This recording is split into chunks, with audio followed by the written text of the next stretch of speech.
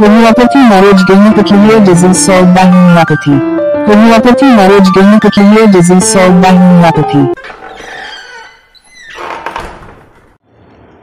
Hello friend, আমাদের YouTube channel homeopathy knowledge গেইনারে আপনাদের সকলকে স্বাগত জানাই। আপনারা জানেন আমাদের চ্যানেলে বিভিন্ন ধরনের হোমিওপ্যাথি রিলেটেড বিষয় নিয়ে আমরা আলোচনা করে থাকি। আর আমাদের আলোচনার মূল উদ্দেশ্য হচ্ছে যারা গ্রাম বাংলায় থাকেন বা যারা চিকিৎসকের আওতায় যেতে পারেন না, অনেকে শহরে থাকলেও কর্মব্যস্ততার জন্য হসপিটাল বা ডক্টরের আওতায় যেতে পারেন না, সেই সময়টা পান না, তার জন্য তারা বিভিন্ন জায়গা থেকে, ইউটিউব থেকে, গুগল থেকে বা অনেক সময় বই দেখে বিভিন্ন ঔষধ সিলেকশন করে থাকেন এবং সেগুলো প্রয়োগ করে থাকেন। অনেক ক্ষেত্রে দেখা যায় এক সময় অনেক হয়তো রোগগুলো আলোচনা করছেন অনেক ইউটিউব চ্যানেলে, সেখানে দেখছেন যে একটি মেডিসিন পাচ্ছেন না, অনেকগুলো মেডিসিন আসছে একটি রোগের জন্য, হয়তো বলা হচ্ছে এইটা হলে এইটা খাবেন, এটা হলে ওটা খাবেন, কিন্তু তার ক্ষেত্রে অ্যাপ্রোপ্রিয়েটলি কোনটা হবে সেটা সিলেকশন করা খুবই শক্ত হয়ে যায়।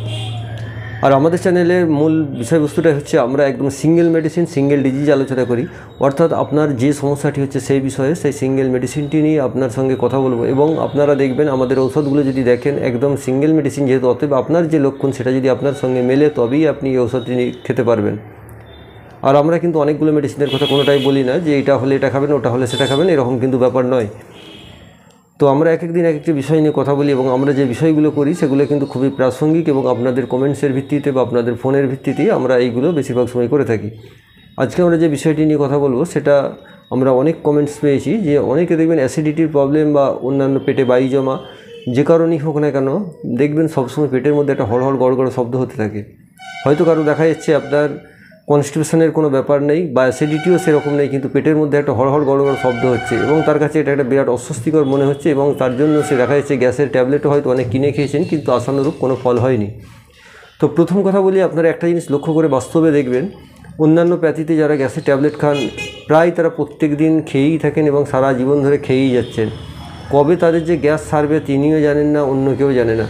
লক্ষ্য করে দেখবেন, জিজ্ঞেস করে যে যারা গ্যাসের ট্যাবলেট খাচ্ছেন, প্রথমে ফার্স্ট স্টেজে হয়তো দেখা গেল আপনার 1 টাকা 2 টাকা যে ট্যাবলেটগুলো সেগুলো খেলে তার কাজ হয়ে যাচ্ছে। 6 মাস 1 বছর পরে দেখা গেল সে 1-2 টাকার ট্যাবলেট যেটা খেয়ে কাজ হচ্ছিল তো সেই ঔষধটাতেও আর কাজ হচ্ছে না, তারপরে দেখা যাচ্ছে তাকে 8 টাকা 10 টাকা ট্যাবলেট খেতে হচ্ছে, কিন্তু তারপরেও সেটাতে কাজ হচ্ছে না। এইভাবে কিন্তু ক্রমান্বয়ে দেখা গেল এক সময় তার পার ডে 30 থেকে 40 টাকা দামের ট্যাবলেটগুলো খেতে হচ্ছে এবং তাতেও ঠিকঠাক কাজ হচ্ছে না। 24 ঘন্টা পরে আবার তার অ্যাসিডিটির সমস্যা দেখা দিচ্ছে। আমরা সেই ফিল্ড থেকে বলবো, আপনারা যদি হোমিওপ্যাথিতে একবার অ্যাপ্লাই করে দেখেন, আপনাদের হয়তো সেই ভরসাটা হয়নি। আর বাজারে দেখবেন একটা প্রচারের অভাব আছে হোমিওপ্যাথির, যার জন্য কিন্তু অনেক মানুষ বড় বড় রোগ হলে প্রথমের দিয়ে কিন্তু হোমিওপ্যাথিতে যেতে একটু কুণ্ঠাবোধ করেন, মনে করেন যে এটা এত বড় রোগ, এটা হোমিওপ্যাথিতে যাওয়া সম্ভব নয়, আগে অন্যান্য প্যাথিতে দেখি। যদি সেখানে সম্ভব না হয়, একটা যে আমরা বাংলা কথা শুনে থাকি যে যার নেই গতি তার হোমিওপ্যাথি, অর্থাৎ যখন সবাই বলে দেয় যে এটা সম্ভব নয় তখন হোমিওপ্যাথিতে এসে চেষ্টা করেন এবং সেখানে বহুভাগ ক্ষেত্রেই দেখা যায় তারা সফল হয়ে যান। তো সেই রকম এই যে অ্যাসিডিটির প্রবলেম, দেখবেন যারা ট্যাবলেট খাচ্ছেন দিনের পর দিন খেয়ে যাচ্ছেন, কিন্তু কবে সারবে কেউ জানে না, উনিও জানেন না, কিন্তু এটা নেশার মতো খেয়ে যাচ্ছেন। যেমন লোক সকাল হলে যারা নেশা আছে বিড়ি সিগারেট খান তারা সেই রকম খেয়েই যান, ইনারাও সেরকম যতদিন বেঁচে থাকবেন খেয়েই যাচ্ছেন, কিন্তু কোনো সারছে না। অথচ কিন্তু দেখবেন সেই সব প্যাথিতে কিন্তু মানুষ কিন্তু কোনো কোশ্চেন করে না যে এইটা আমার সারবে কবে। কিন্তু হোমিওপ্যাথির একটা বদনাম আছে যে অনেক দিন ধরে খেতে হয়, ধৈর্য ধরে খেতে হয়, ধৈর্য ধরতে হয়, হোমিওপ্যাথিতে ধৈর্য ধরতে হয়। এই যে একটা বদনাম বাজারে রটানো হয়েছে হোমিওপ্যাথির বিরুদ্ধে, এটা কিন্তু মোটেই ঠিক নয়। আপনারা ভালো করে যাচাই করে দেখুন, সুগার, প্রেশার, গ্যাস অম্বল, থাইরয়েড, এইসব যে ট্রিটমেন্টগুলো অন্যান্য প্যাথিতে যেখানে যে মেডিসিনগুলো আছে সেগুলো কিন্তু সারা জীবন খেয়ে যেতে হয়। আর হোমিওপ্যাথিতে যদি আপনি কন্টিনিউয়াসলি ট্রিটমেন্ট করেন, হয়তো দেখা যায় সেটা 2 থেকে 6 মাস মধ্যেই সেটা পুরোপুরি সেরে যায়, হয়তো পরে আবার হতে পারে সেটা রোগ অনুযায়ী, কিন্তু আপনার সেরে যায়। আপনাকে কন্টিনিউয়াসলি যে লাইফ টাইম খেয়ে যেতে হবে ওষুধ, একদিনও বন্ধ দেওয়া যাবে না, বন্ধ দিলেই সমস্যা হয়ে যাবে, এটা কিন্তু নয়। তবুও কিন্তু দেখবেন এই হোমিওপ্যাথির উপরে একটা বিরাট বড় বদনাম কি, যে আপনার ধৈর্য ধরে খেতে হয়, অর্থাৎ আপনাকে খেয়ে যেতে হয়, এটা কিন্তু একটা বদনাম।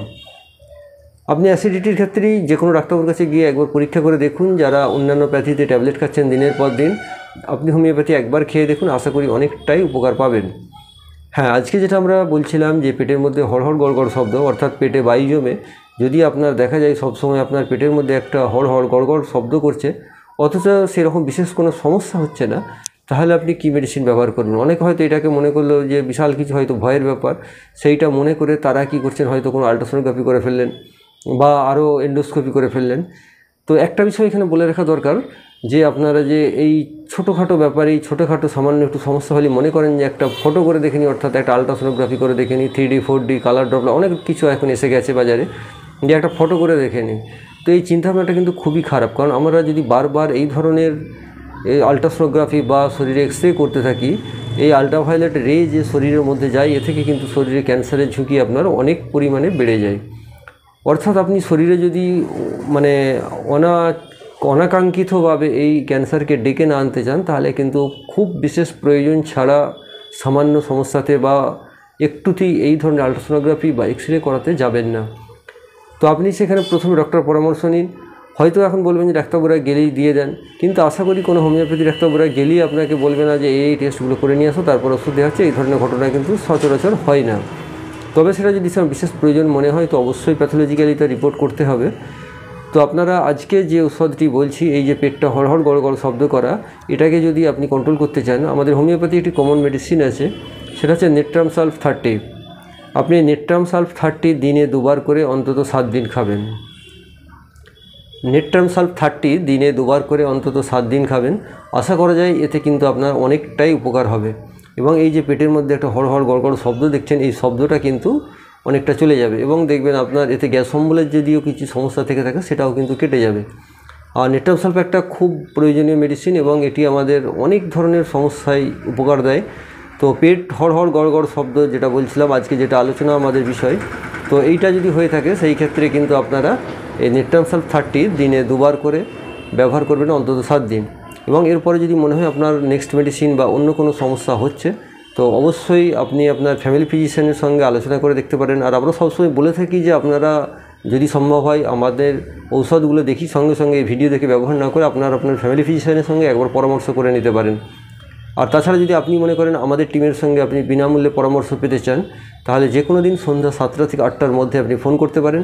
আমরা আপনাদেরকে অবশ্যই সুপরামর্শ দেব, এবং আপনাদের সঙ্গে যদি মনে হয় কোনো কোঅপারেট করা দরকার আছে, তো আপনারা যদি প্যাথোলজিক্যাল কোনো রিপোর্ট পাঠাতে চান, সেখানে কিন্তু আমাদের যে হোয়াটসঅ্যাপ নাম্বার আছে ওখানেও দিতে পারেন, অথবা আপনারা আমাদের যে ওয়েবসাইট আছে www.mykngroup.com, এখানে গিয়েও আপনি আপনার প্যাথোলজিক্যাল রিপোর্টগুলো আপডেট করতে পারেন। আমরা সেটা দেখে নিয়ে আপনাদের যথাযথ উত্তর দেওয়ার চেষ্টা করব। তবে চেষ্টা করবেন ফোন করলে এই সময়টার মধ্যেই করবেন, সন্ধ্যে 7টা থেকে 8টার মধ্যে। তো আশা করি সকলেই ভালো থাকবেন, সুস্থ থাকবেন। দেখা হবে অন্য কোনো ভিডিওতে। আজ আমরা এখানে শেষ করছি। ধন্যবাদ। Disease solved by homeopathy.